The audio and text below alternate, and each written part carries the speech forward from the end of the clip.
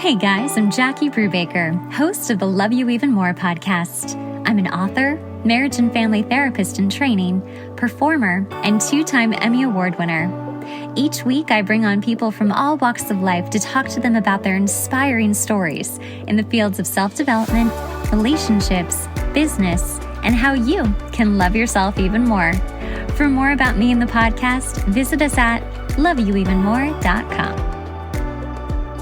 Welcome, Sanaiyah Gurnamal, to the Love You Even More podcast. Sanaiya is a love and relationship coach, and today we are going to talk all about love and money blocks and how they go together so well to create blocks in our lives with our relationships and also our money. So welcome, Sanaiya. Thank you, Jacqueline. I'm so looking forward to our conversation because I know we're going to have a very interesting one. Whenever you talk about love and money, that conversation can go absolutely anywhere. So I'm looking forward to this. It absolutely can. And it's the two things people think about the most. You know, it's the thing that we're always wanting to know about. It's the thing we ask the psychics about. It's the thing we want to just like have the answers to and be really good at. And a lot of times people who are not great with money are sometimes not great with their relationships, or they can be great with money and not be great. So I think there's a huge correlation between the two. Let's dive into what that correlation is for you and what you've noticed. Yeah. So there are a couple of mindsets that I see at play that often affect both our relationship with money and our relationship. One of those is, for example, scarcity. So if you constantly think there's never enough money for you, right? You're always running out of money, or the opportunities for you to make money are scarce. It shows up often in relationships as well, where there are just no available men or women for me to date. They're just not enough. So that not enough mindset could show up in your love life. You can show up in your, in your financial journey. And it comes down to how you were raised and, what situations kept getting reaffirmed in your life to make you believe that there's just never enough for you in your life. I think that is a lot of people because there's this like huge conversation going on right now. Like there's not enough good men. There's not enough good women. And there are enough of each one of them. I think that we're all just kind of hiding in our houses right now. Yeah. Yeah. And it's so true. I've heard that from so many of my single friends. There's not enough good men, not enough men, but it's not a numbers game, right? Mm-hmm. I agree. I hate when people are like, it's a numbers game. I'm like, no, it's not. It is not. Yeah. So why do you think it's not a numbers game? Because I have my own theory. Yeah. And I'd love to compare notes. So for me, it's as simple as you just are looking for one person. You don't need 1,000 to choose from, right? You just need that one good person. And I see this happening all the time with people I work with, that after they've done the inner work to remove whatever's getting in their way, they will run into that one person in the most random of locations. Like they might go on a grocery run and run into the one. They might be sitting outside. This happened to one of my clients on New Year's Eve by themselves, watching the fireworks, sitting next to somebody else, and they end up meeting the love of their life. So it really isn't how many people you meet. It's more, in my opinion, being at the right place at the right time and your heart being fully open to see the opportunity that's standing right in front of you. And so many of us are almost walking with our eyes glued to the ground that we don't see all these amazing people that are just around us, but we can't see because we are blocked. We are limited. We have these, these beliefs or these ideas that are getting in our way. Well, I completely agree with you. I have said this for years. It's not a numbers game. I've said, work on yourself and just be open, and the person will show up in the most random of ways. So I love that we're on the same page and that we're both like preaching this gospel because it's hard when I see people saying like, I hate the dating apps. it's depressing, it's making me feel terrible about myself, and all of these people are just crazy.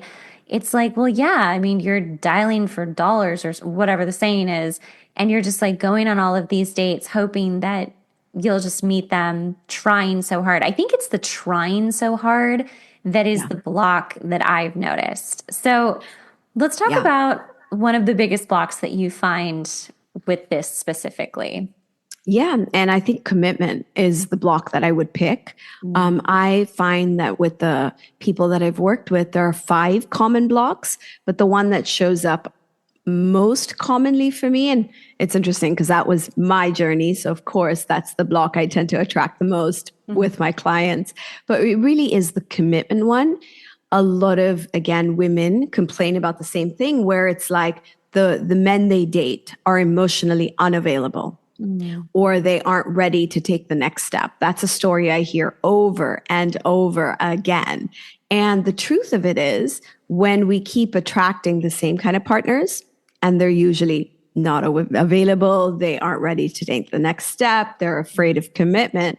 I mean, when that pattern shows up over and over again, my question to you is, are you the one with the commitment issue and not them? Right? Because the common denominator in all these commitment phobe relationships, or these relationships where commitment's an issue, is you. Yeah. Right? And when I woke up to that realization one day, I realized that, oh my God, it's not them, it's me. Because I'm the one who keeps attracting this kind of a person, which clearly means I'm not getting to the next step. My relationships aren't going where I want them to go. So why do I keep picking emotionally unavailable men? Why am I always attracted to the man who's so complicated, has so much baggage, and he's afraid of commitment? That's not them. That's me.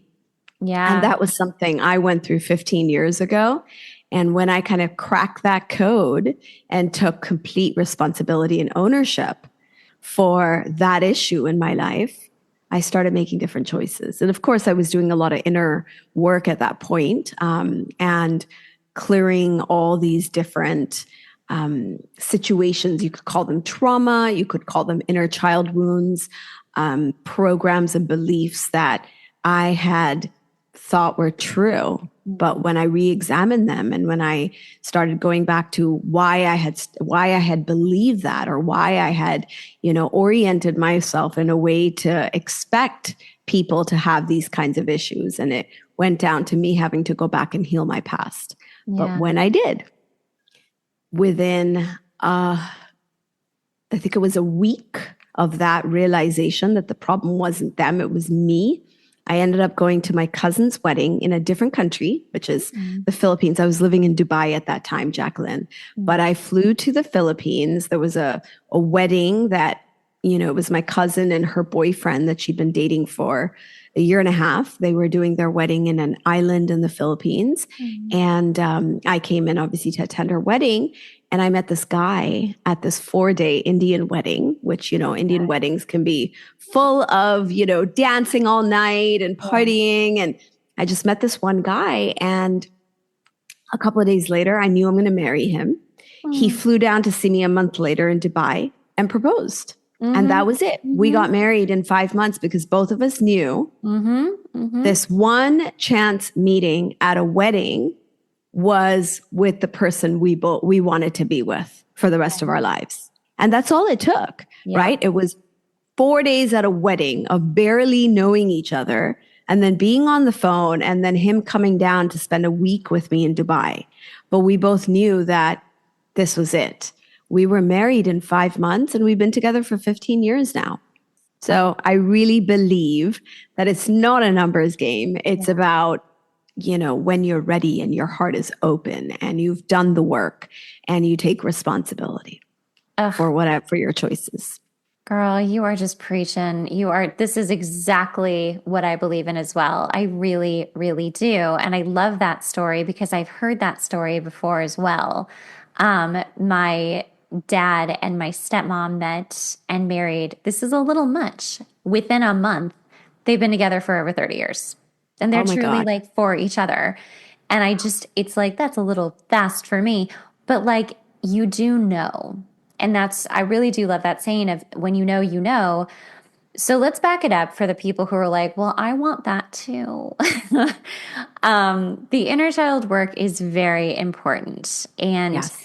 I think awareness of yourself and knowing what your stuff is, even at least you know what it is, and at least you can start trying to work on it so that you can be ready to meet someone. Otherwise, like you Yes. said, you will just keep attracting the same kind of person. And I think too, what's really hard is that you'll attract someone new and be like, they're great. They're so great. And then you start getting to know them. And then there are all of those traits that you're like, Yep. Red there it is. flags. He's back. Yep.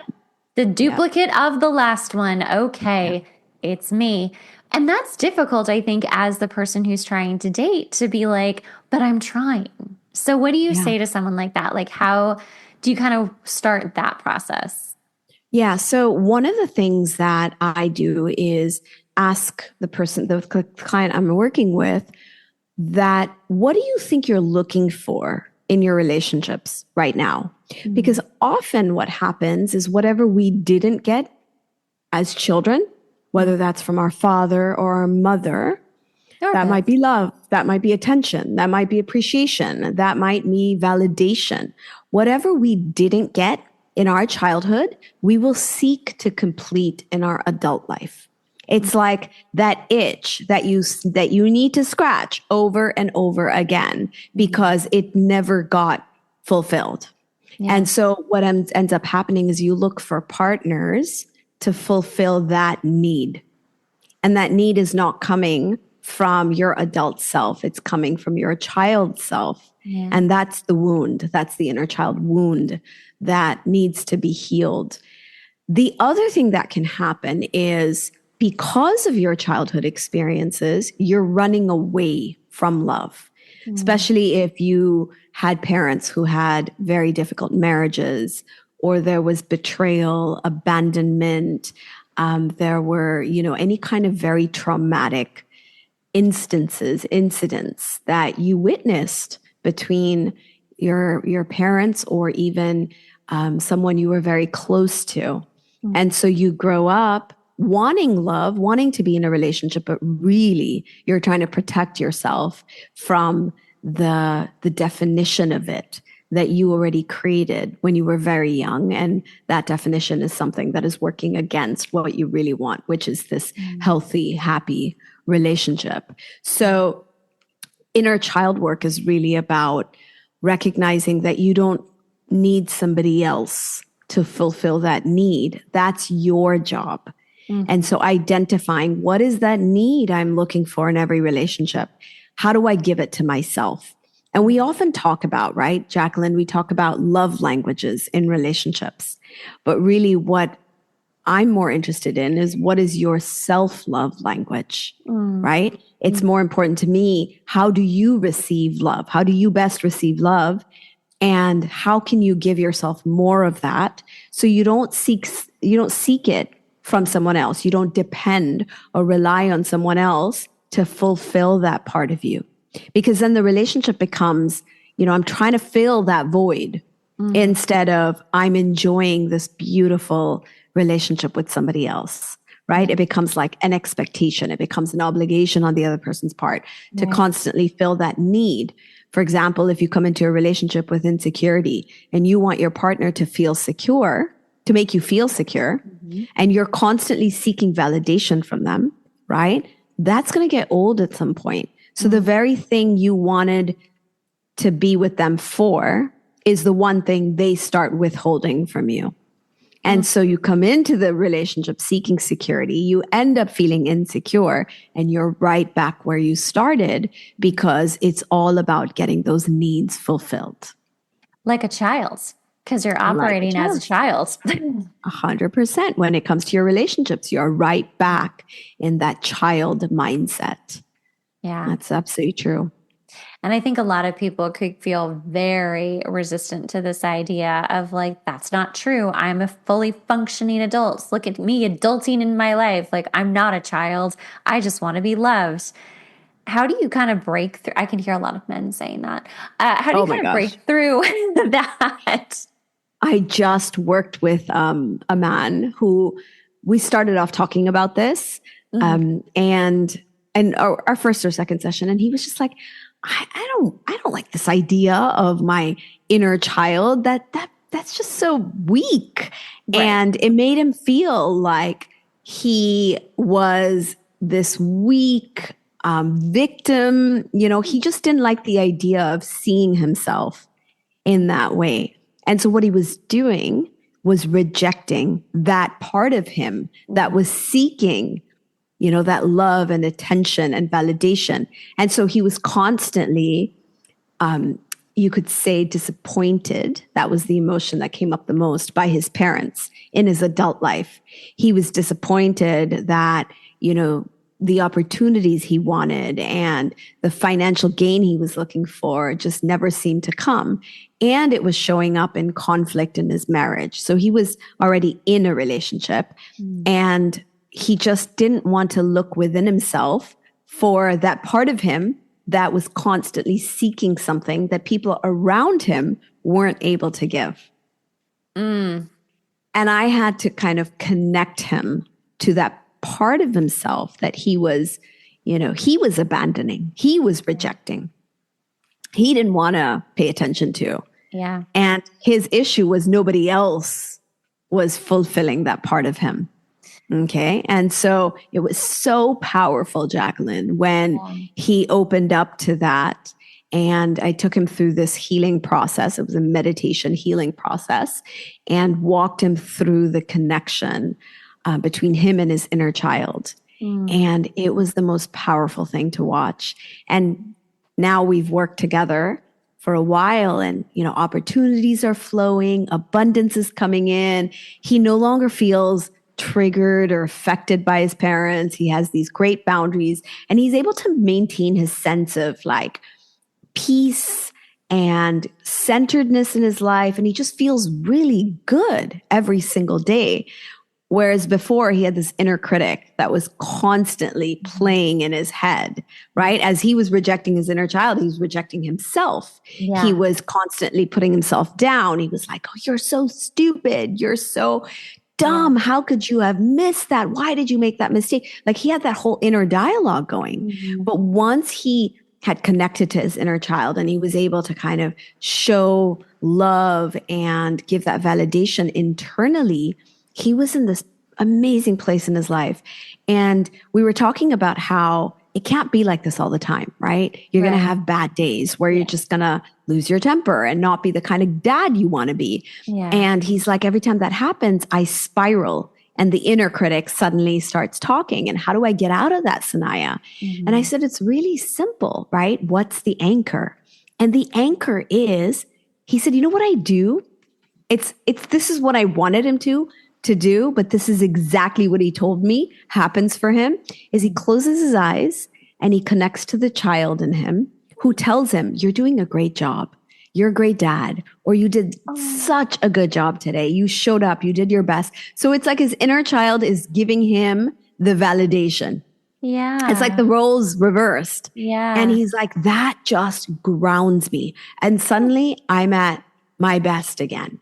I'm that person that I want to be in my life for my children, for my wife, for Right. my career.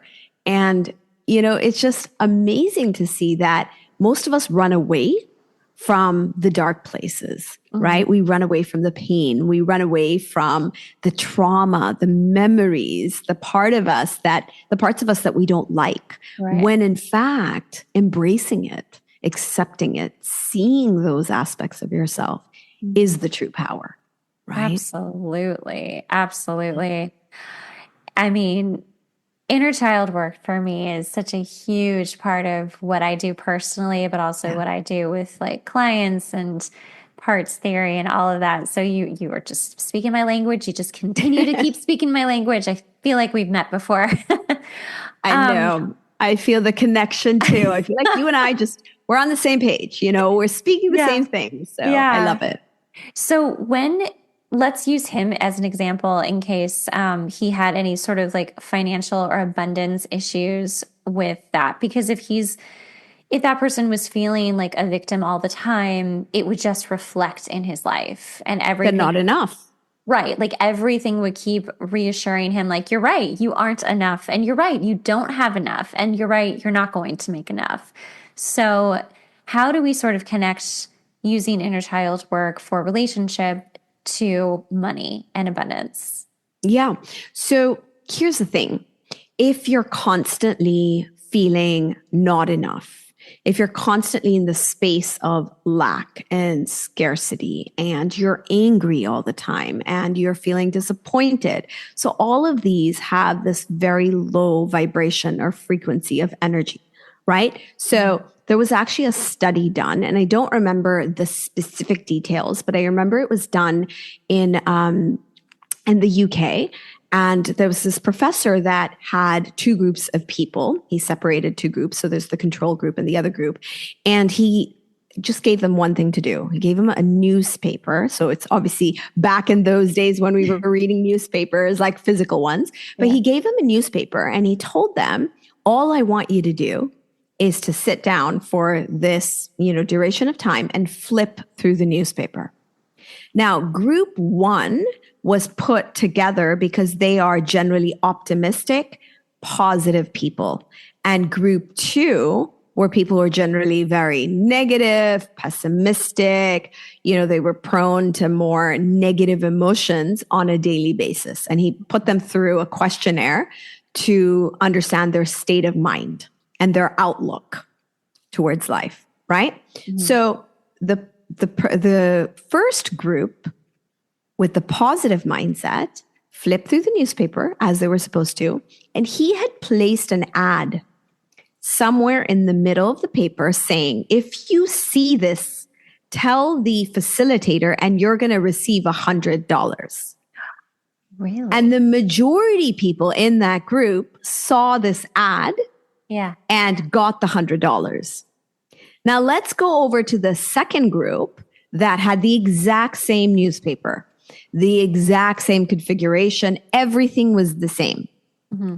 They were different, right? Their mindsets were different. Mm-hmm. So the majority of that group just completely missed this ad in bold letters saying, go to the facilitator and ask for $100. So either they saw it and didn't believe it. They thought it was just, not true. Yeah. Or they didn't see it at all.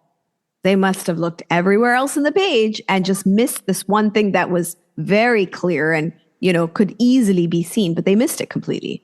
Right. And that's really what's happening to different kinds of people based on what are the emotions and the outlook they hold about life. So if you're constantly like, nothing good ever happens to me, there's never enough. There's no opportunities. There's not enough men. No matter how hard I work, it's never enough. So if you're constantly thinking that in your mind over and over again, then you'll never see the opportunities in front of you, right? You'll just miss it, just like this study, right? And a lot of research. This is just one study. There's so many different studies that have come to the same conclusion that our mindset actually allows us to sift through and filter through the opportunities available to us. Yeah. And for someone who's constantly, has like their mind open, their heart open, they just see opportunities everywhere. Mm-hmm. And for someone who's in the state of lack and the not enoughness, right? I don't see possibilities. Well, they're not going to see the opportunities. Right. And that's where, our past, our baggage, our inner child wounds, our beliefs, our mindset comes in play. Yeah. And so I do a lot of mindset work, Jacqueline, with my inner child healings. I do a lot of, lifting your vibration, your frequency. I call it the love frequency. So when I'm working with relationships, it's the love frequency. Are you in that love frequency or are you in the lack frequency, right? Because in the lack frequency, there's just never enough men. Yeah. There aren't any good men. There's nobody for me. But in the love frequency, it's like everywhere I go, I'm attracting people. And that might be people for, collaboration opportunities. It might be really good friends. It might be, the person who leads me to the person that I'm going to spend my life with, like everything is a door to another thing.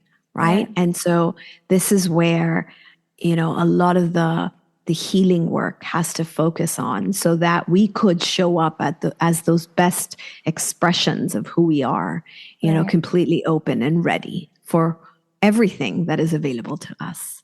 Absolutely. I think being open and ready is so much more powerful than people realize it is. It's like the key to, because you can want something but not be ready, or you can be open to something and also not be ready. You're only ready Yeah. for as much as you're ready for. Yeah. I think going back to the frequency thing, because that's so what makes life magical, right? Or not magical.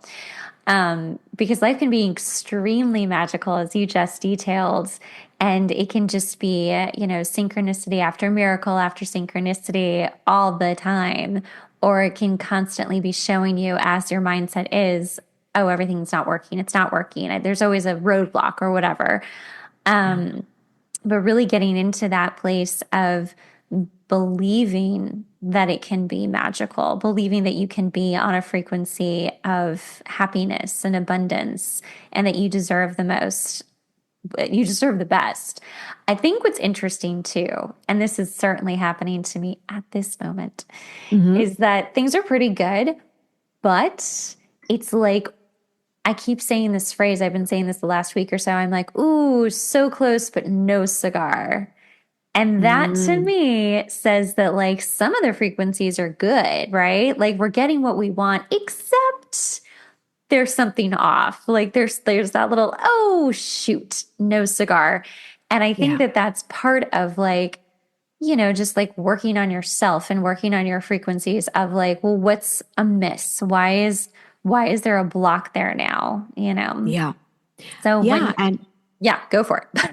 yeah. So, I go through the same thing, right, Jacqueline? Like, I feel like things are going amazingly for a while. And then for me, it's just like, oh, some things come up now, something's showing up. And it's interesting because, I'm constantly, doing new healing courses and coaching. I have my own coaching program that I'm in. So I'm constantly focusing on my own development as I work with other people, because Yeah. I think that, you should never be stagnant. You should always be learning. Now, I always find that right before I'm going to go into another course, things come up in my life as if to tell me, all right, get ready. This is kind of time for you to clear that next block or that next Yeah. level, right? And as you said a couple of moments ago that we're only ready for as much as we are ready, right? So at this point in my life, I'm only ready for this much. But as I feel more comfortable with all of this that I have, with this flow, this abundance, this kind of opportunities, then now I'm ready to get to the next step. And so we're constantly moving up and growing and developing and evolving ourselves. And I think that when that cigar is not coming, that is the trigger, or the invitation rather, to clear whatever is not allowing me to get that next thing that I need or I want in my life. Yeah. And I think it makes us very grounded. It makes us very present to what's going on in our life, because otherwise we can get very complacent, right? With the way things are, we take things for granted. It's just human behavior. And so we often build this kind of next challenge or next opportunity to unlock, right? You can call it that way. And so I do believe that these are opportunities. These are invitations. What feels like the block or the limit is an opportunity. It's an invitation to move forward, to move up, to raise your frequency or vibration even more, because ultimately you will attract who you are, right? Whether that's money, whether that's a relationship, Yeah. whether that's an opportunity. You will only attract to the level you are at Yeah. and not more, because that's uncomfortable, right? It's like a dissonance. If you're attracting something that you're not ready for, it's a dissonance. It's uncomfortable. So, yeah, I think that's such an interesting question. And I love that. I love that you brought that up.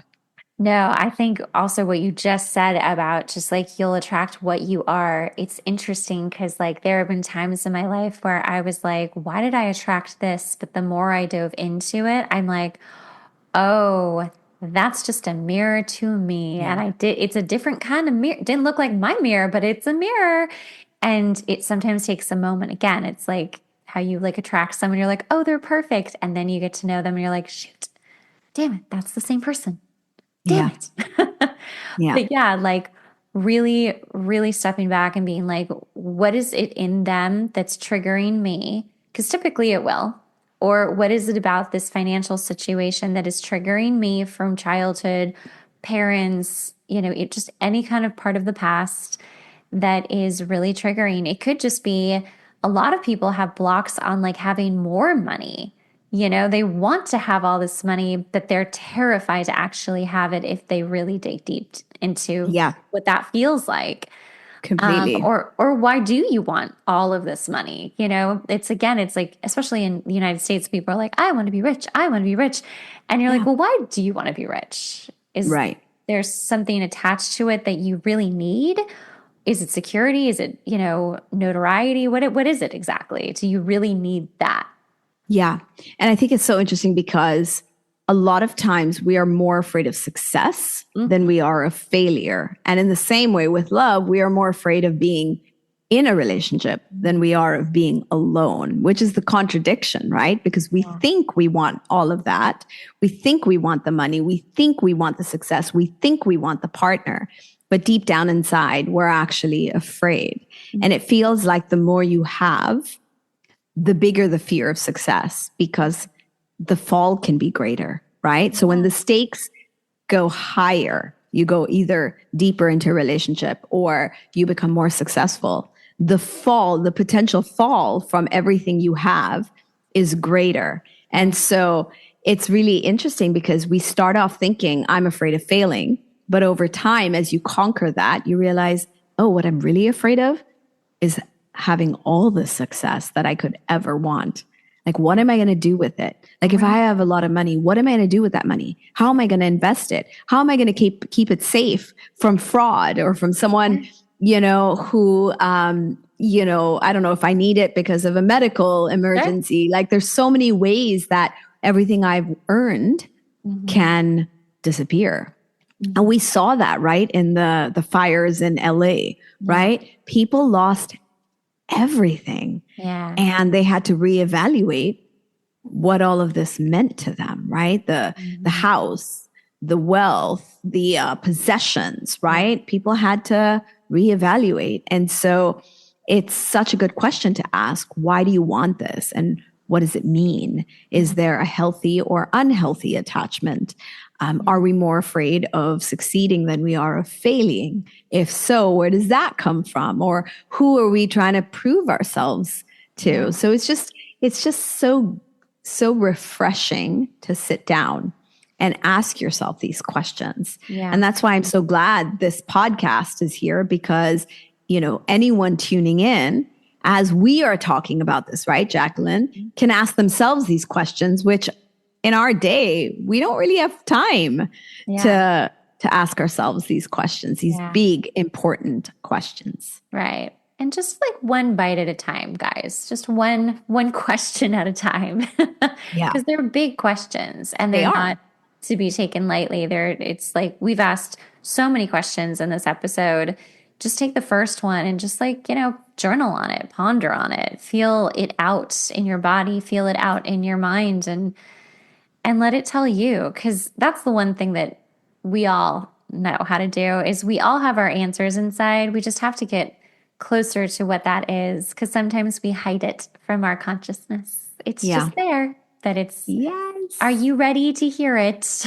But I do find that what you need to hear what you need to get out of, for example, this episode will show up for you, right? You will hear that one thing that's so relevant to whatever you're going through, right? I have clients and students all the time, and they'll respond to an email I wrote, or they'll respond to an episode they just heard. They'll shoot me a DM, and it's like, Sanaiya, this is exactly what I needed to hear. Like, it's like you wrote it for me, or you were speaking to me, because we take the nugget, right? We take the insight that's very relevant to us right now. So yeah, don't feel overwhelmed. Just take what makes sense to you. Yeah. Oh, this was so lovely. I loved everything about this. You were fantastic. Tell people how they can find you. Absolutely. Thank you so much, Jacqueline. So you can find me on my website. That's www.sanaiyahgurnamal.com.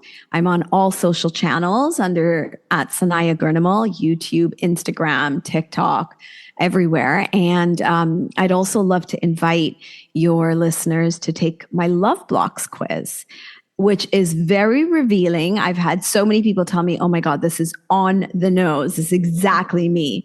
But essentially, it will give you either validation for something you might already know about yourself. And it's very empowering to see it in black and white.